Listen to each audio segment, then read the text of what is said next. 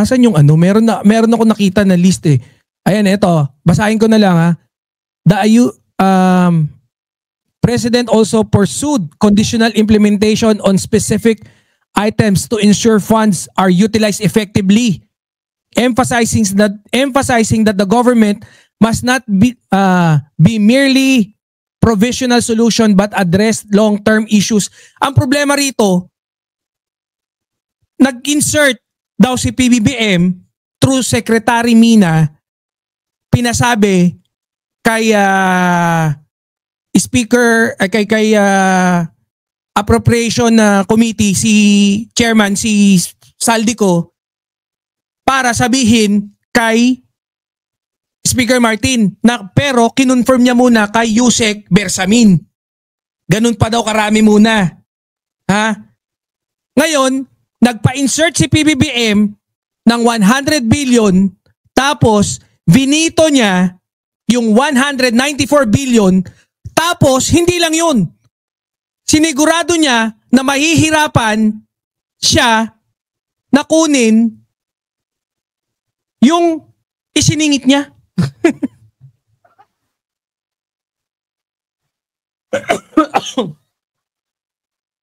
Bakit? Sinigurado ni PBBM eh. Nagdagdag siya na, di ba? Sinmention niya yan. Nagdagdag siya ng striktong requirements para ma-release yung mga pondo na galing doon. Yung iba nga FLR for later release. Nakita niyo ba yung ano nun? Kagaguhan doon? Nagsingit si PBBM ng 100 billion na pwede naman sanang shortcut. Tapos, vinito niya on public yung sarili niyang insertion. Mas malaki pa yung vinito niya. Tapos, para masigurado niya pa na talagang mahihirapan siya, pinahirapan niya pa yung sarili niya. Naglagay pa siya ng dagdag na procedure or requirements para mahirapan siyang kunin.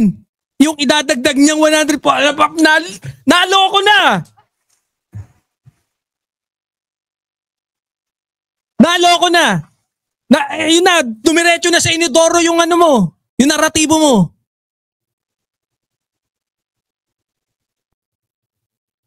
Kaukawi mo sa kanal yung mga pinagsasabi mo. Saldi ko. Bobo na lang talaga. Sobrang bobo yung maniniwala sa'yo. Biruin mo yun. Bobo. After ng ilang araw, nag-set po ng meeting si Sec. Mina Pangandaman at Yusek Adrian Bersamin sa amin ni dating Speaker Martin Romualdez sa Aguado Building in front of Gate 4 ng Aguado Building, Gate 4 daw. Hilig nyo dyan ah. Oh. Malacanang at nandoon din po si Yusek Jojo Cadiz. During the meeting, binigay po ni Yusek Adrian Bersamin ang listahan na worth During the meeting, binigay po ni Yusek Adrian Bersamin ang listahan na worth 100 billion. Tinanong ko po si Yusek Adrian kung saan galing ang listahan. Ang sagot niya, galing kay PBBM mismo at binigay niya ito mula sa brown leather bag. Nung sinabi po, kung makikipag-meeting sa inyo, tapos tatanungin pa kung kanino, tapos sinabi, saan galing yan? Talagang ano, may code pa dyan? Hindi, ganyan, yan talaga eh. Kailangan merong object of ano na dapat ma-recognize. No? Kagaya niyan, mali-malitang dinala. Yung mare-recall nyo. Eto, ang gusto nilang ipaalala sa mga bobo nilang tagasunod, yung brown na leather bag. Meron talagang object of ano eh. No representation. Para talaga maalala nyo. Ngayon, galing daw sa brown leather bag. Ko po si Yusek Adrian kung saan galing ang listahan. Ang sagot niya, galing kay PBBM mismo at si Yusek Bersamin naman, ibig sabihin hindi. Niliteral pa eh. Saan galing yan? Galing yan sa ano, kay PBBM. Sa brown leather bag. Alam mo na, brown leather bag, alam mo na yun. Sigurado ka, brown leather bag? Meron ka ba yung statement dyan na magpapatunay? Oh, supporting statement na magpapatunay na talaga merong object of stupidity, sabi ni Ma'am Gray. Binigay niya ito mula sa brown leather bag. Nung sinabi po ni Yusek Adrian Bersamin, yung brown leather bag, naalala ko noong nasa yan na. Ayan na, ikakahon na. Yung mga bobo na DDS, ikakahon na kayo dito ni Saldico. Kaya hindi naman para sa amin to para sa inyo talaga to. Ayan na. Singapore kami, right after the elections, May 2022. May 2022! Sigurado ko na dyan, final answer May 2022.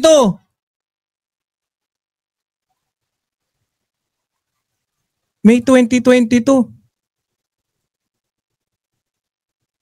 Saan ba yung tropa natin?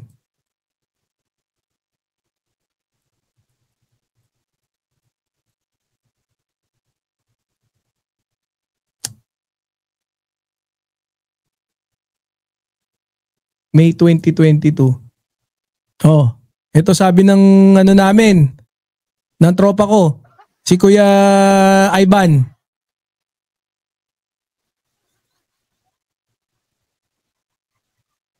Hindi ko na na-research pero mas naniniwala ako kaysa sa kanya. It's either nagkamali ka o nagkamali ka. Isa lang pagpipilian mo, nagkamali ka o nagkamali ka. Ito pala sabi Sabi ni Kuya Ivan, sabi ni Saldico, May 2022 nagpunta daw si PBBM sa Singapore. FYI, first travel ni PBBM ay sa Indonesia, September 2022. Second visit nung October na 2022. Sino nagsisinungaling sa inyo ni Kuya Ivan? GIL. Shout out. Tingnan ko nga. PBBM in Singapore 2022.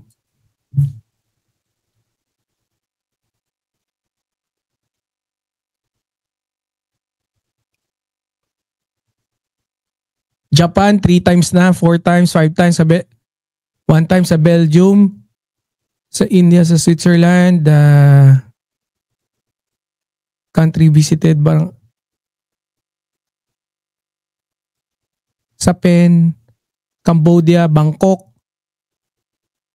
noong 2023, 2022. Wait lang may tinitingnan ako guys. Tingnan natin yung kasi 2023 to 2025. Kasi 2022. Excuse.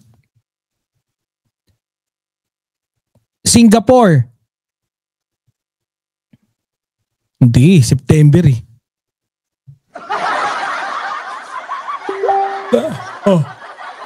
Hindi May. Mali ka na rito. Mali ka na dyan. Kung pumunta man kayo na Singapore ng May, hindi pa presidente si PBBM noon. 'Di ba? Hindi pa nakakaupo. Asan na yung natin? Ang sabi rito, state visit, President Bongbong Marcos met with the local Filipino community at the National University. Kumana ka naman kasi, keyboard. Sana natin Ipakita ko para at least mas maganda Para walang ligtas sa atin. Saan yung snippet natin? Patay, ayaw gumana. Hindi ko may pakita pero ito yung travel niya, basahin ko na lang. State visit, President Bongbong met with the local Filipino community at the National University of Singapore on September 7. He met with the Presidential Halmala Yaqub. So, ayan yun, September 6 hanggang 7. So, 2 days. Ang una niyang biyahe, tama si Kuya GIL, September 4, 6, Jakarta. So, kung ang sinasabi mo May, which is mali ka dyan, Brad. Kami ni Dan, yung brown leather bag, naalala ko, So, dito, sabog ka na kagad sa amin. Maling-mali ka na, Brad. Ang laki ng pagkakamali mo dyan. May 22. Una, kung nagkamali ka lang ng date, pwede. May 2022, mali ka. May 2022, hindi pa presidente si PBBM yan. Tapos, kung Singapore, September 6, alin doon sa nagkamali ka o tanga ka? Mamili ka na lang. Kung nasa Singapore Text mo ko. kami, right after the elections of May 2022 sa Hilton Hotel, Baka yung election yung May 2022. kami ni dating Speaker Martin and PBBM habang pauwi at pabalik ng Pilipinas. Right after election daw eh. So right after, kasi right after, baka wag natin paligtasin, no? I mean, kasi sabi niya right after eh. So most probably kung right after, baka pwede nga na September 2022 yung Singapore. No? Let's give it to him. Most probably, sabi niya, kung June mo po si PBBM,